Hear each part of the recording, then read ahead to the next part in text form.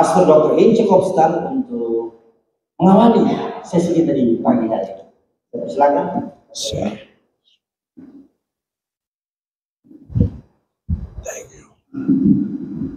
Haleluya. Thank you, Pastor Charles. Shalom. Puji Tuhan. Ya, kita bersama-sama akan mempelajari atau belajar tentang kingdom ekonomi. Kata ekonomi sering kali kita dengarkan bersama-sama dalam berbagai bidang. Dan pada pagi hari ini kita akan belajar tentang bagaimana nilai-nilai dalam kerajaan Allah yang menyangkut tentang ekonomi ini. Oke. Bisa slide. Siap.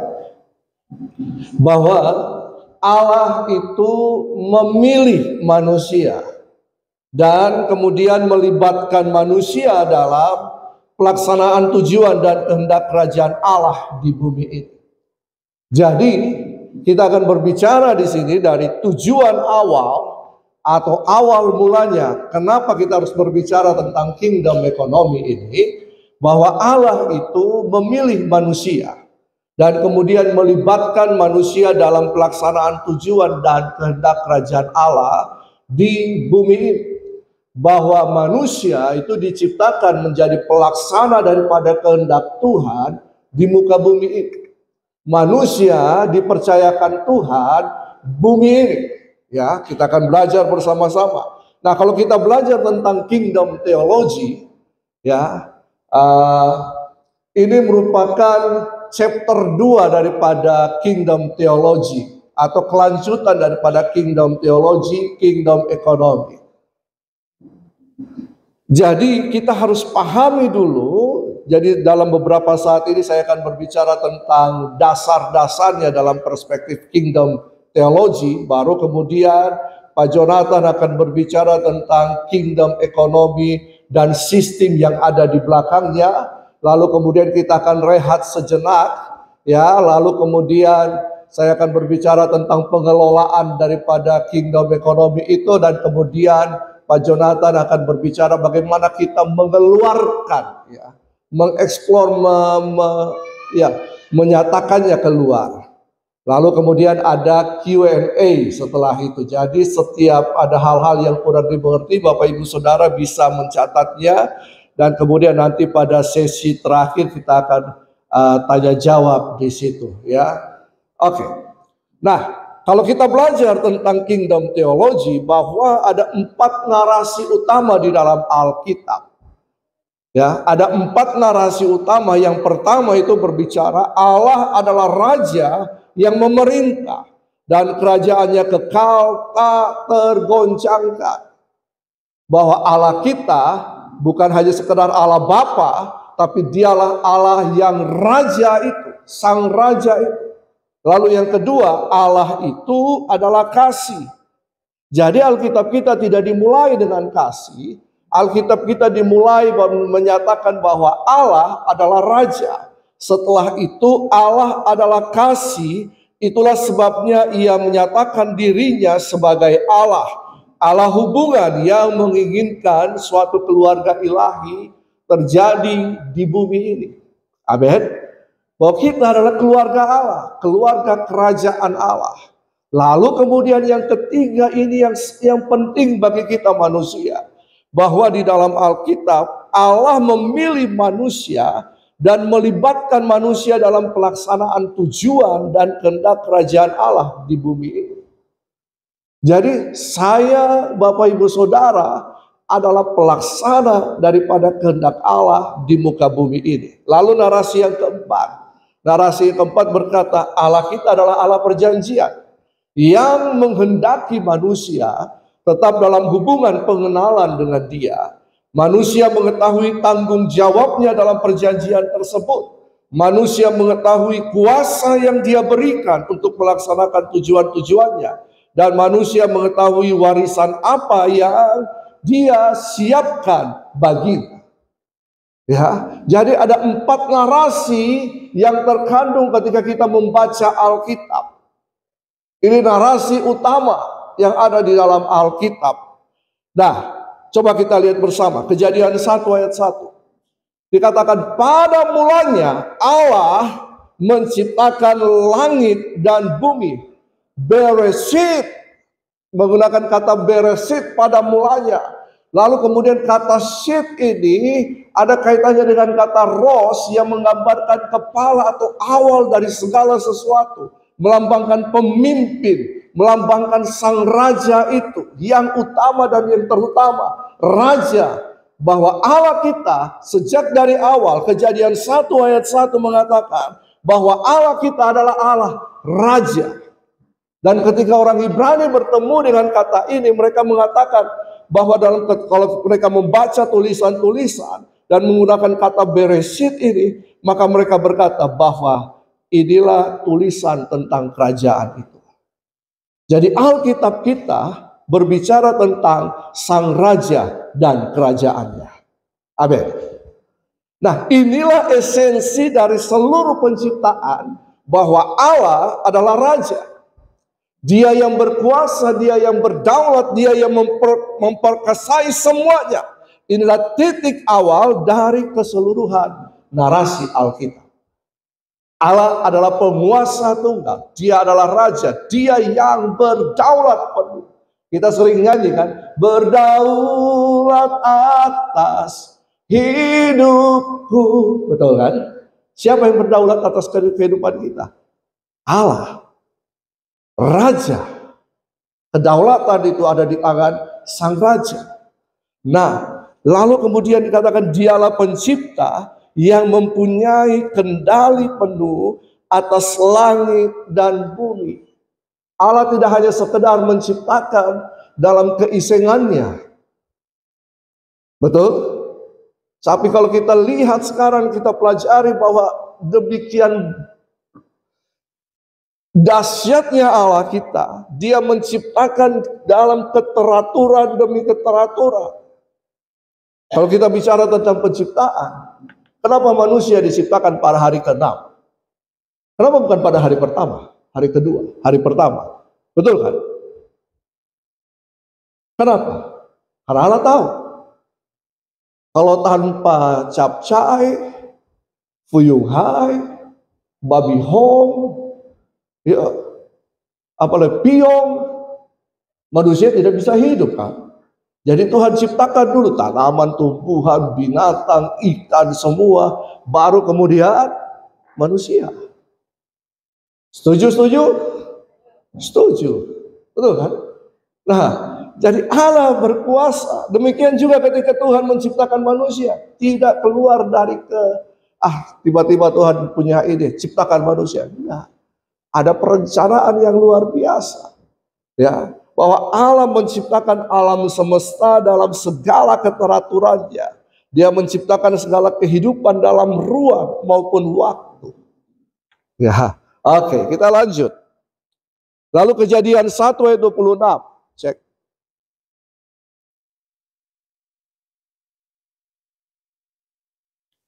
Cek.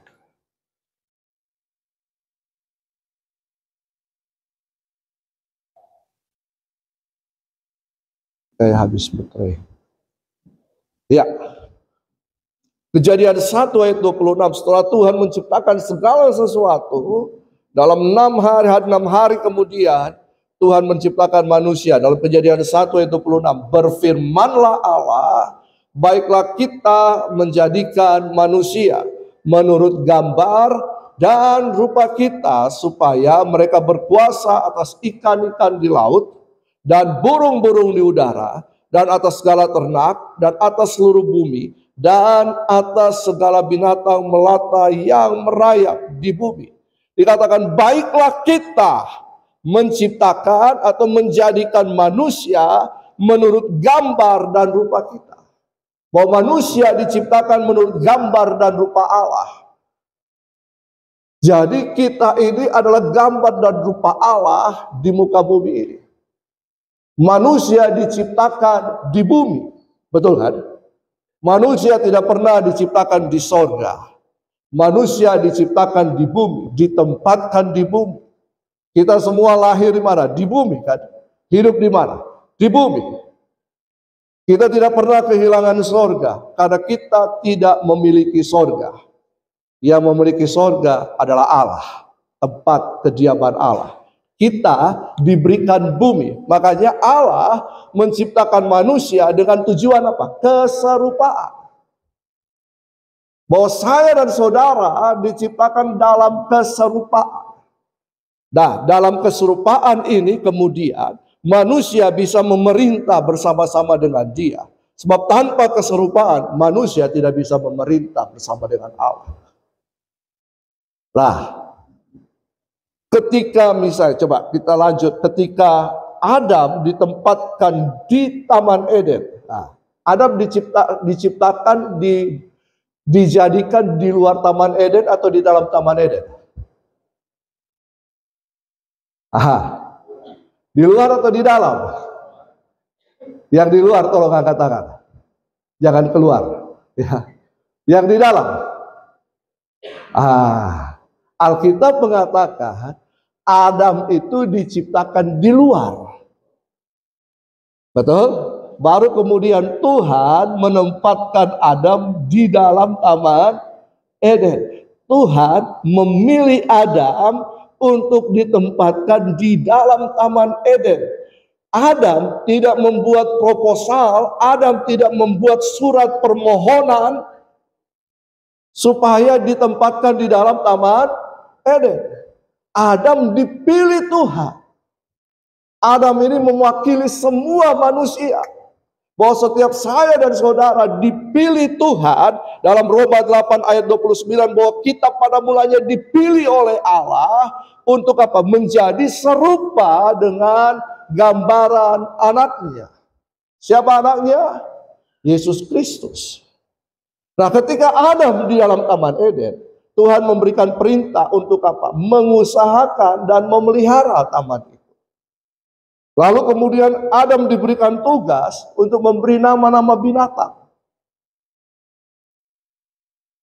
Kalau Adam tidak punya keserupaan dengan Allah, binatang-binatang ini siapa kok? Rewana. Ya, tapi karena kemudian Adam ini diciptakan dalam rupa dan gambar yang serupa dengan Allah, jadi binatang-binatang itu melihat apa? Keserupaan itu. Adam adalah gambar Allah di muka bumi ini. Jadi ketika Adam diberikan tugas untuk mengelola Taman Eden termasuk binatang-binatangnya yang ada di situ, mereka melihat bahwa Adam adalah gambar Allah di muka bumi. Amin. Jadi binatang-binatang itu taat dan takluk dalam kuasa Adam. Jadi manusia adalah perwakilan Allah untuk apa? Memanifestasikan gaya hidup Allah di bumi. Dalam seminar-seminar Kingdom Theology kita berkata, baiklah kita, kata kita ini adalah kata banyak ya. Bahwa kita tidak bisa tinggal dalam kesendirian. Kita harus membangun komunitas bersama-sama. Inilah gaya hidup kerajaan Allah. Jadi manusia diberikan otoritas penuh untuk memerintah bumi ini. Manusia diberikan kuasa atas bumi. Manusia dipercayakan Tuhan atas bumi. Kata berkuasa atau kata radah ini muncul 25 kali di seluruh perjanjian lama. Ya, kata radah ini sinonim dengan kata bahasa Inggris rule atau memerintah. Nah, kata radah ini berarti apa? Kuasa atau otoritas mengelola bumi. Manusia diberikan kuasa, radah untuk apa? Mengelola bumi. Radah merupakan karunia kepada manusia untuk menjalankan pemerintahan Allah di bumi. Jadi dengan kata lain, radah itu bukan alat kekuasaan, tapi melainkan gaya hidup kerajaan. Karena manusia tidak diberikan kuasa untuk menaklukkan manusia lainnya. Manusia tidak diberikan kuasa untuk menaklukkan manusia lainnya atau memperbudak manusia lainnya atau memanfaatkan manusia lainnya. Tapi dalam Kejadian 1 ayat 26, ciptaan Tuhan yang lain, betul, yang diberikan kuasa kepada manusia untuk mengelolanya kan, bukan manusia. Nah, tapi karena dosa akhirnya manusia ingin menguasai manusia yang lainnya.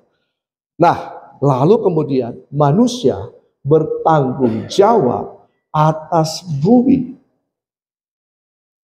Karena manusia diciptakan menurut gambar dan rupa Allah, berarti manusia memiliki nilai atau martabat yang tinggi. Manusia ini dipenuhi oleh kemuliaan Allah. Kemuliaan Allah melingkupi manusia. Memakai kata katronot or. Makanya dikatakan bahwa sebelum manusia jatuh dalam dosa, mereka itu telanjang tapi tidak telanjang. Karena ada kemuliaan Allah. Lalu kemudian ketika manusia jatuh dalam dosa, mereka lihat-lihatan, ternyata mereka telanjang sembunyi. Betul kan? Karena kemuliaan Allah. Makanya Roma 3:23. Manusia telah jatuh dalam dosa dan telah kehilangan kemuliaan Allah. Mazmur 8 berkata bahwa manusia ini diberikan kemuliaan oleh Tuhan. Jadi ketika manusia diciptakan oleh Tuhan, kemuliaan itu sudah diberikan dalam kehidupan manusia. Nah, manusia mempunyai nilai derajat lebih tinggi daripada yang lain. Tapi bahan baku penciptaan manusia dengan binatang itu sama. Manusia diciptakan dari debu tanah, binatang juga diciptakan dari tanah. Bahan bakunya sama, betul kan? Tapi kemudian manusia diberikan kemuliaan oleh Allah. Kalau manusia jatuh dalam dosa, kemuliaan itu hilang. Jadi karena bahan baku sama, manusia seperti binatang. Betul apa betul? Iya kan? Perilakunya. Lalu Tuhan ini percaya kepada manusia. Ini adalah hal yang sangat penting. Oh, Tuhan itu mempercayai manusia. Manusia itu dipilih oleh Tuhan sejak semula untuk diberikan kuasa dan tanggung jawab pengelolaan bumi. Manusia itu dipilih dari semula untuk menjadi perwakilan Allah di muka bumi ini. Manusia itu dipilih dari semula untuk menjadi raja dan imam di muka bumi ini. Manusia tidak pernah dipilih untuk kemudian dibinasakan oleh Tuhan. Amin. Iya.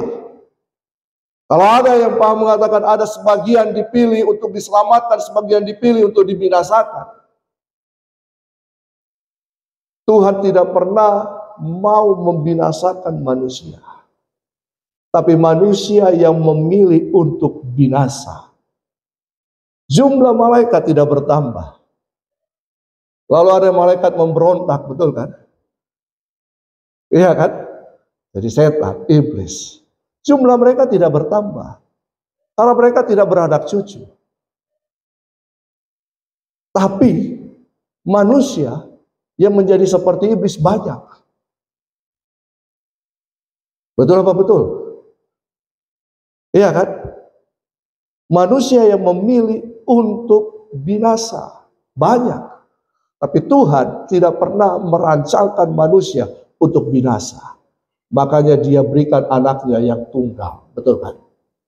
Supaya barang siapa yang percaya kepadanya tidak binasa, melainkan memperoleh kehidupan kekal.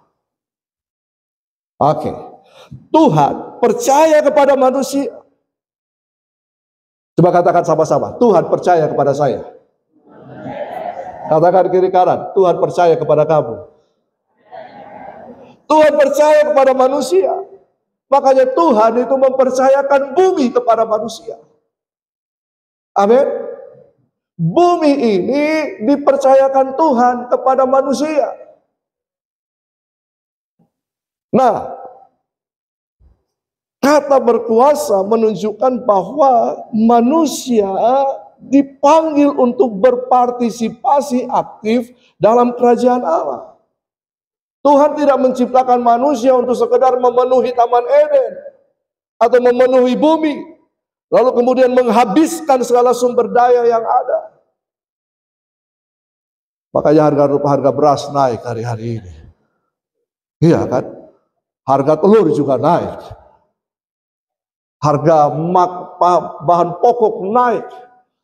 Ya ada yang bilang karena iklim berubah karena manusia. Tuhan tidak memanggil manusia untuk menghabiskan segala sumber daya. Tapi Tuhan memanggil manusia untuk bersama-sama mengelola bumi. Amin. Menjadi pengelola, pengusaha atas bumi ini. Nah, kingdom ekonomi berbicara tentang bagaimana manusia mengelola bumi ini. Oke, selanjutnya Kejadian 2 ayat 8. Dalam Kejadian 2 ayat 8, Tuhan Allah membuat taman di Eden. Di sebelah timur, disitulah ditempatkannya manusia yang dibentuknya itu. Lalu Kejadian 2 ayat 15, Tuhan Allah mengambil manusia itu dan menempatkannya dalam Taman Eden untuk mengusahakan dan memelihara taman itu. Ini tujuan Allah menempatkan manusia di dalam Taman Eden. Untuk apa? Mewujudkan pemerintahannya di Taman Eden. Taman Eden itu merupakan tempat latihan manusia. Tempat manusia mengeksersis kuasanya. Tempat manusia mengeksersis atau mengeluarkan segala potensi-potensinya. Ketika manusia diciptakan oleh Tuhan, manusia diciptakan dari debu tanah yang tidak berharga. Tapi kemudian Tuhan menghembuskan nafas hidupnya. Manusia menjadi hidup. Ada nisbat hayim di dalam diri manusia. Apa artinya ini? Bahwa manusia diberikan kemampuan Allah. Jadi dalam kehidupan manusia ada kemampuan Allah. Dalam kehidupan manusia ada kesadaran. Dalam kehidupan manusia ada potensi yang Tuhan telah install. Tuhan memberikan hikmat bagi manusia. Kesadaran itu berbicara intelektual kita. Kemampuan untuk berpikir. Kemampuan untuk mengadakan. Kemampuan untuk berinovasi, kemampuan untuk melakukan banyak hal. Tuhan itu sudah install dalam kehidupan saya dan saudara. Ada potensi, apa itu potensi? Kemampuan yang masih terpendam. Ada bakat, ada talenta, ada karunia yang Tuhan berikan. Nah, ketika Tuhan menciptakan manusia, Tuhan sudah memberikan semuanya itu kepada manusia. Jadi, maksud abadi Allah bagi manusia di bumi ini supaya manusia memanifestasikan kerajaan Allah dalam keserupaan, dan dalam keserupaan itu manusia memerintah bersama dengan Kristus. Memerintah bukan untuk berkuasa atas orang. Pemerintah itu mempunyai dua tujuan utama, betul kan? Melayani masyarakat, lalu kemudian mensejahterakan masyarakat lewat potensi-potensi sumber daya alam maupun sumber daya manusia. Betul kan? Ini tujuan pemerintahan. Bahwa kita dipanggil untuk memerintah bersama dengan Kristus. Untuk apa? Melayani dan mengelola. Oke. Jadi manusia dipilih sejak awal. Slide berikutnya. Adam diciptakan, ditempatkan di Taman Eden. Lalu ada kata, Adam ditempatkan di Taman Eden untuk apa? Mengusahakan. Nah, kata mengusahakan ini menjadi penting. Kata mengusahakan ini dalam bahasa Ibrani menggunakan kata abad. Abad ini ada kaitannya atau mempunyai pengertian Levitical service. Pelayanan keimamatan. Tapi juga ada kata avoda di situ.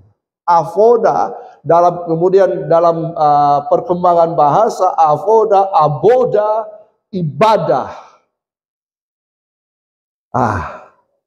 Ini merupakan awal daripada kingdom ekonomi itu.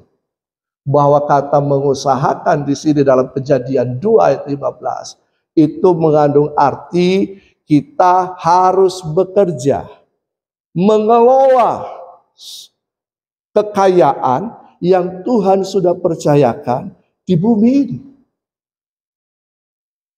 Bukan hanya sekedar bekerja, tapi kata kerja dalam kata abad atau avoda ini mengandung dua pengertian, kerja dan ibadah. Artinya kerja itu adalah ibadah, ibadah itu adalah bekerja. Selama ini kita diajar, mohon maaf, ini memang pengajaran turun-temurun, bahwa ibadah itu nyanyi. Betul kan? Tiap minggu kumpul, kita nyanyi, ada yang tepuk tangan, ada yang diam-diam, ya, ada yang nangis bombay, ada yang diam, merenung, dan itu kita katakan itulah ibadah. Kejadian 2 ayat 15, bekerja adalah ibadah, ibadah adalah bekerja. Jadi ibadah itu erat kaitannya dengan kita bekerja mengelola semua yang Tuhan percayakan.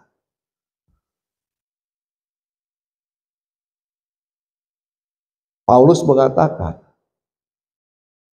orang yang malas jangan dikasih makan. Betul kan? Nanti sebentar Pak Jonathan akan mengupas banyak hal. Kejadian 1 ayat 28. Allah memberkati mereka. Lalu Allah berfirman kepada mereka, beranak cuculah dan bertambah banyak. Penuhilah bumi dan taklukkan itu. Berkuasalah atas ikan-ikan di laut dan burung-burung di udara dan atas segala binatang yang merayap di bumi. Kata berkat dimulai dari ayat ini. Sebelum manusia melakukan apa-apa. Kejadian 1 ayat 28. Allah memberkati mereka. Jadi sebelum manusia melakukan tugas dan tanggung jawabnya, berkat itu sudah diberikan oleh Tuhan. Berkat itu sudah menyertai manusia. Bahwa berkat itu sudah diberikan karena manusia harus bekerja supaya menghasilkan buah. Kata beranak cucu dalam bahasa Inggris diterjemahkan memakai kata be fruitful, menghasilkan buah. Buah adalah hasil usaha dari pohon, suatu pohon, betul kan? Usaha yang dikerjakan, ada proses, apalagi pemasakan dan semuanya, lalu kemudian jadi buah. Ada usaha yang dikerjakan. Manusia harus menghasilkan buah juga. Buah dari mana? Hasil kerja kita. Lah, Allah sebelum manusia menghasilkan buah, manusia itu sudah diberkati terlebih dahulu. Amin. Jadi berkat itu merupakan empowering bagi manusia. Manusia tidak mengejar berkat. Berkat itu sudah diberikan. Amin. Berkat itu bisa berupa apa tadi? Kemampuan ilahi yang diberikan dalam kehidupan manusia. Apalagi? Intelektual, hikmat, apalagi?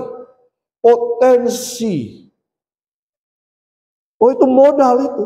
Itu modal awal. Termasuk penyertaan Tuhan. Kata berkat ini dalam bahasa Ibrani-nya itu seperti ada tangan, dua tangan yang terangkat. Lalu kemudian ada orang yang berlutut dan kemudian tangan itu memberkati orang itu. Ada penyertaan Tuhan. Saya percaya bahwa setiap kehidupan saya dan saudara disertai oleh Tuhan. Amin. Amin.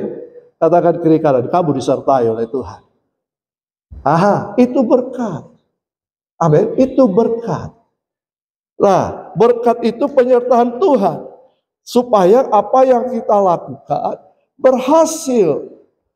Ketika kita melakukan kehendak Allah di muka bumi ini, maka berkat Tuhan ini yang akan menolong kita supaya kita berhasil. Oke. Yang terakhir.